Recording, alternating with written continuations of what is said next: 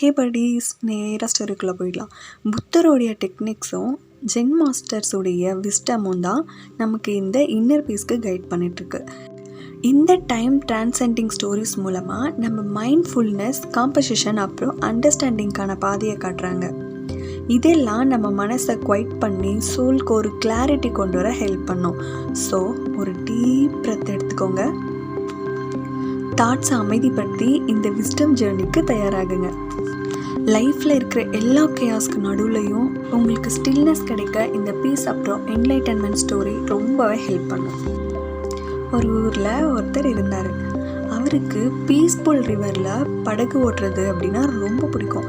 தண்ணியில் மிதந்துக்கிட்டு அந்த காம்னஸ் அப்புறம் சாலிட்யூடு எல்லாமே என்ஜாய் பண்ணுவார். ஒரு ஈவினிங் சன்செட் ஆகி உலகமே கோல்டன் லைட்டில் இருக்கும்போது அவர் குவைட்டாக ஜேர்னி போகலாம்னு முடிவு பண்ணார். அவர் மெதுவாக துடுப்பு போட்டுட்டு இருக்கும்போது இன்னொரு படகு டைரக்டாக அவரை நோக்கி வர்றதை நோட்டீஸ் பண்ணார். ஃபர்ஸ்ட் அவர் பொலைட்டாக பி கேர்ஃபுல் அப்படின்னு கத்துனார். ஆனால் அந்த போட் கோர்ஸை மாற்றவே இல்லை. அது கொலிஷன் கோர்ஸ்லேயே வந்ததால் அவருக்கு ரொம்ப கோவம் வந்து மூவ் அசைட், நீ எம்எல்ஏ கிராஷ் பண்ண போகிற அப்படின்னு ரொம்ப சவுண்டு போட்டு கத்த ஆரம்பிச்சிட்டாரு.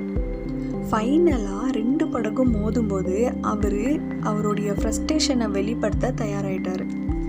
ஆனால் க்ளோஸ்லி பார்த்தா அந்த படகு எம்டியாக இருந்துச்சு. உள்ளே யாருமே இல்லை. அது கரண்ட்டால் சும்மா மிதந்து வந்திருக்கு. அந்த மொமெண்ட்டில் அந்த மனுஷனோட கோபம் இன்ஸ்டன்ட்லி டிசால்வ் ஆகிடுச்சு. ஒரு எம்டி போட்டை பார்த்து கத்துனதுக்கு அவர் ரொம்ப ஒரு ஃபூலிஷாக ஃபீல் பண்ணார்.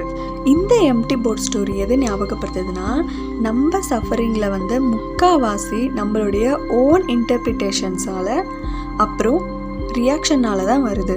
லைஃப்பில் இருக்கிற எம்டி போட்ஸை உண்மையாலேயே அது என்னன்னு நம்மளால் பார்க்க முடிஞ்சால் நாம் அன்னெசரியான எமோஷன்ஸை லெட்கோ பண்ணி நம்ம ஹார்ட்டில் பீஸை கண்டுபிடிக்கலாம். இந்த ஸ்டோரி ஈகோவை ரிலீஸ் பண்ணுறது, அப்புறம் விஷயங்களை பர்சனலி எடுத்துக்காமல் இருக்கிற பவர் பற்றி டீச் பண்ணுறது. இது நம்ம லைஃப் ரிவரை இன்னும் காமாகவும் கிளாரிட்டியாகவும் கடக்க ரொம்பவே